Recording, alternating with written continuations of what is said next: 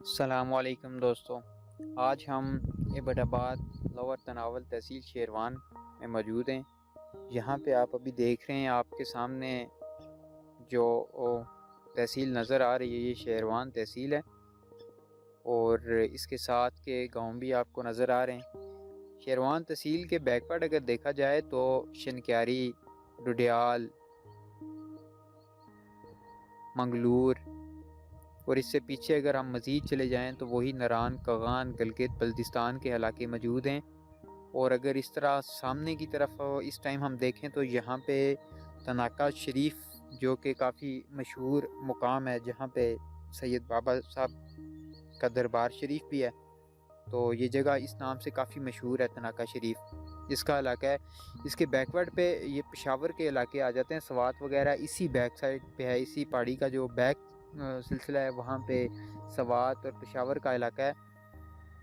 اور ابھی اس ٹائم ہم جہاں پہ موجود ہیں یہ ایبٹ آباد سے تقریباً کوئی 35 کلومیٹر اور خری پور سے تقریباً 45 کلومیٹر کے فاصلے پہ یہ جگہ واقع ہے۔ ہمارے سامنے جو قریب ترین گاؤں ہے اس میں بچھا اور حال بلوچ خان اور کھنڈا کو، جو روڈ ہمیں لگتا ہے یہ کنگروڑا روڈ کے نام سے جانا جاتا ہے، اور یہاں پہ 2 روڈ آتے ہیں۔ راستے اس علاقے کو 3 لگتے ہیں۔ پہلا راستہ جو کہ ایبٹ آباد سے ڈائریکٹ شیروان کی جانب آتا ہے، اور دوسرا راستہ جو ہے وہ جرل والی سائڈ سے یعنی کہ ہری پور کی طرف سے آتا ہے، اور تیسرا راستہ ہری پور کی طرف سے براہ راستہ ہمیں آنا پڑتا ہے ادھر سے حال لکھالا کی طرف سے۔ اس کو ایک اور راستہ بھی لگتا ہے، چوتھا راستہ جو کہ بہت کم استعمال ہوتا ہے۔ جو لوگ مانسیرہ کی طرف سے آتے ہیں وہ براہ راستہ مانسیرہ، شنکیاری، منگلور، شہید آباد سے شیروان اور شیروان سے اس علاقے کی طرف موو کرتے ہیں۔ روڈ کی اگر سروسز کو دیکھا جائے تو ہمارے پاس یہاں پہ جو روڈ ایبٹ آباد سے شیروان کی طرف آتا ہے وہ روڈ کافی حد تک مضبوط اور پائیدار روڈ ہے، اور جو روڈ ہری پور کی طرف سے آتی ہے یعنی کہ ہری پور سے 2 راستے اس علاقے کو آتے ہیں، اور وہ دونوں روڈ بہت ہی پائیدار اور اچھے بنے ہوئے ہیں۔ اور جو راستہ مانسیرہ کی طرف سے اس علاقے کو لگتا ہے جو کہ بہت کم یوز ہوتا ہے، یعنی کہ 100 میں سے 20% آپ یہ کہہ لیں کہ یہ راستہ یوز کیا جاتا ہے۔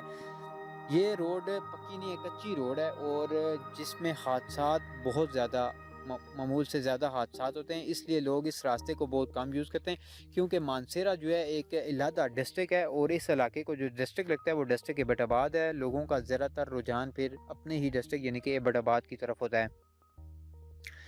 خوبصورتی کے لحاظ سے علاقہ ماشاءاللہ بہت ہی زبردست ہے، بہت قیمتی پتھر بھی اس علاقے میں سے نکالا جاتا ہے۔ یہ جو آپ سامنے پہاڑی دیکھ رہے ہیں اس ٹائم، یہاں سے سوپ سٹون کا پتھر نکالا جاتا ہے کافی مقدار سے، جو کہ ایک بڑی اماؤنٹ کے ساتھ بیچا جاتا ہے۔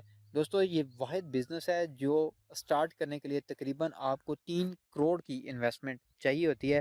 جب آپ یہ بزنس سٹارٹ کر لیتے ہیں تو اس کے بعد آپ کو پر ڈے جو ہے کم سے کم 4 سے 5 لاکھ کی بچت ہوتی ہے۔ یہ کاروبار یہاں پہ جو لوگ کرتے ہیں، ایک آصف خان صاحب کے نام سے ایک ہستی کو جانا جاتا ہے، جو کہ کافی عرصے سے یہ سوپ سٹون کا کام اور یہ خدمات سر انجام دے رہے ہیں۔ یہاں پہ سب سے بڑا جو بینیفٹ ہے کسی بھی انویسٹر کو یہ ہے کہ لوگوں کو نو خو نہیں ہے اتنی زیادہ، یعنی کہ اپنی زمین کی کوئی خاص معلومات نہیں ہے، لوگوں کو کوئی زمین کے بارے میں اتنا زیادہ وہ جانتے نہیں ہیں، اس لیے کم ریٹ، یعنی کہ اگر کسی کی 1 کنال زمین بھی سوپ سٹون کے اندر وہ یوز کر رہے ہیں تو اس کو ایک معمول 15 سے 20 ہزار رینٹ پر منتھ دے دیتے ہیں، اور آپ اندازہ لگائیں کہ جو آمدن وہ لے رہے ہیں، اور وہ آمدن لاکھوں میں ہے، اور جو زمین کے مالک کو پیسے دیے جا رہے ہیں وہ 15 سے 20 ہزار۔ جو میں آپ کو یہ اماؤنٹ بتا رہا ہوں، یہاں پہ چند لوگوں سے ملاقات ہوئی ہے ہماری، جس سے ہمیں یہ پتہ چلا ہے کہ اس زمین میں بہت زیادہ آمدن ہے، لیکن وہ پیمنٹ جو ہے وہ بہت کم کرتے ہیں۔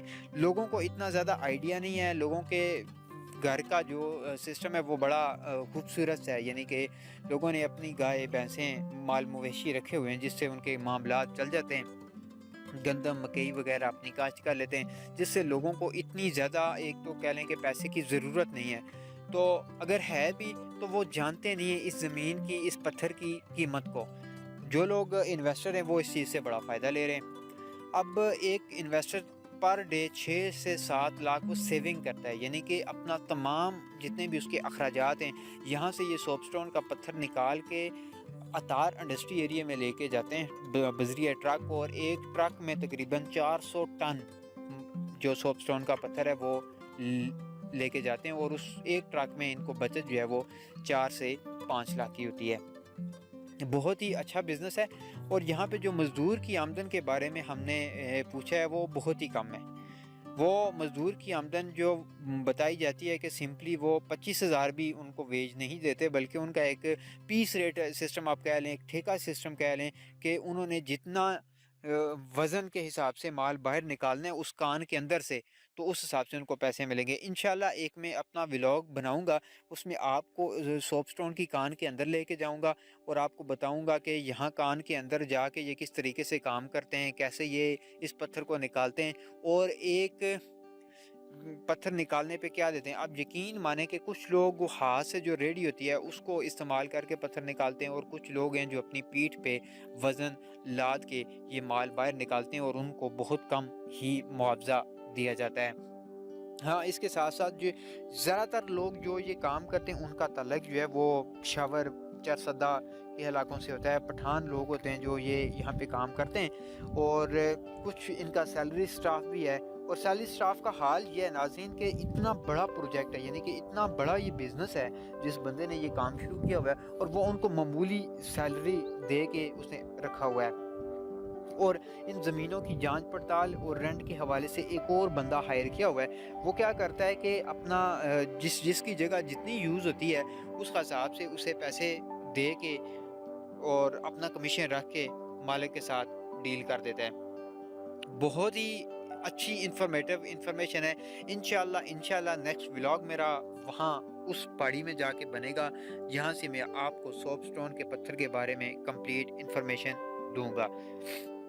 بہت ہی اچھا اور خوبصورت علاقہ ہے، آپ وزٹ کریں تو دل خوش ہو جاتا ہے۔ یقین مانیں ابھی میں جس پہاڑ کی چوٹی پہ کھڑا ہوں یہاں پہ بالکل دھوپ میں کھڑا ہوں، اور لاہور کی گرمی اور اس دھوپ پہ کھڑا ہونے کا اپنا ہی مزہ ہے۔ ہم سردیوں میں جب سورج نکلتا ہے لاہور میں تو اس طرح کھڑے ہوتے ہیں سورج کے سامنے تو بڑا اچھا لگتا ہے۔ یقین مانیں آج یہاں پہ مئی میں اس ٹائم میں کھڑا ہوں، اور جو سورج کی تپش ہے وہ بالکل مجھے محسوس نہیں ہو رہی کہ جی مجھے گرمی لگ رہی ہے۔ بہت ہی اچھا ماحول ہے، ہوا ہلکی ہلکی چل رہی ہے، بالکل ہلکی ہلکی لائٹ سی ہوا چل رہی ہے، اور بالکل خاموشی ہے۔ اگر مجھے کوئی آواز اس ٹائم آ رہی ہے تو وہ جسٹ پرندوں کے چہچہانے کی آواز آ رہی ہے، اور پرندوں کے چہچہانے کی بھی آوازیں جو مجھے میرے کانوں میں پڑ رہی ہیں ماشاءاللہ بہت ہی زبردست۔ یقین مانے کوئی ایک قسم کی نہیں، ڈفرینٹ قسم کے پرندوں کی آوازیں سننے کو آ رہی ہیں، اور جو سن کے دل کو سکون ملتا ہے، راحت ملتی ہے۔ کوئی زیادہ شور نہیں، بالکل خاموشی ہے۔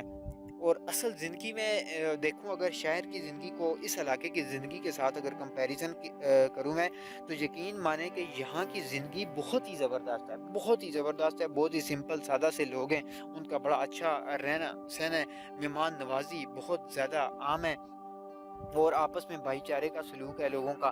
اور سب سے بہترین چیز جو ہمیں دیکھنے میں ملی ہے کہ یہاں کی آب و ہوا، یہاں کا جو پانی ہے وہ پانی زمین کے اندر سے 500-600 فٹ گہرائی کے اندر سے بذریعہ واٹر پمپ بھی نکالا جاتا ہے، اور چشموں کا پانی بھی پینے کے لیے استعمال کیا جاتا ہے۔ یقین مانیں کہ وہ پانی جو جڑی بوٹیوں کے اندر سے گزر کے آتا ہے وہ جب انسان پیتا ہے تو اس کے جسم کا جو ایک نظام ہے وہ بڑا اس سے متاثر ہوتا ہے۔ اب جب بھی ہم یہاں آتے ہیں تو پانی ساتھ لے کے جاتے ہیں، کیونکہ یہاں کا پانی بہت زیادہ میٹھا اور اچھا پانی ہے۔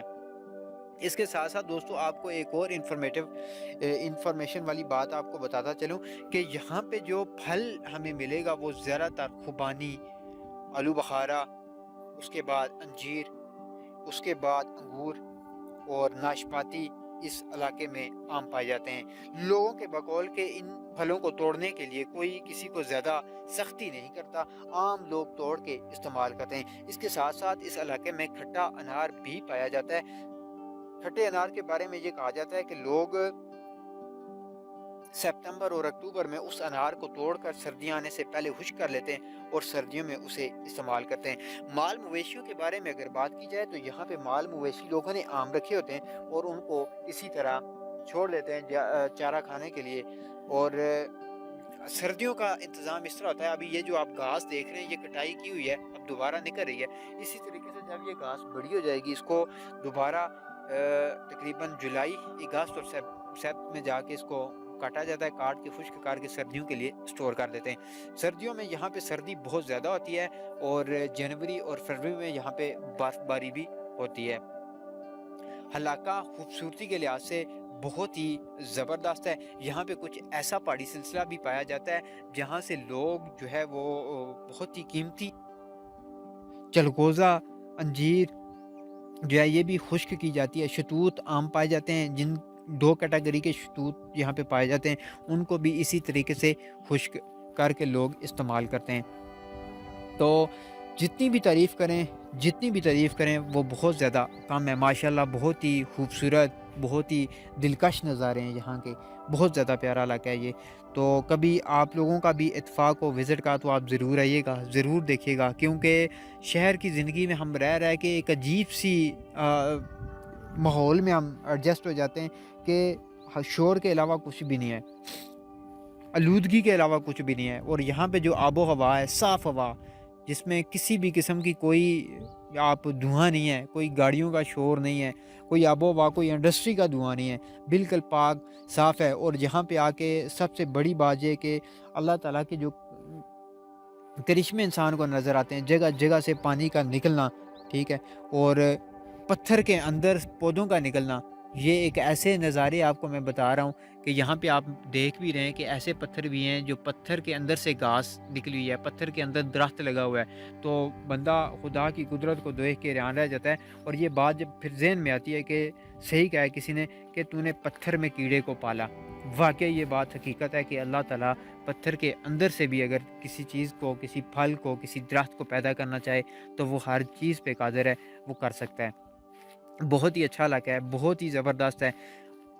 ایبٹ آباد سے 35 کلومیٹر, لوور تناول, تحصیل شیروان کا یہ علاقہ بہت زیادہ ہمیں پسند آیا ہے.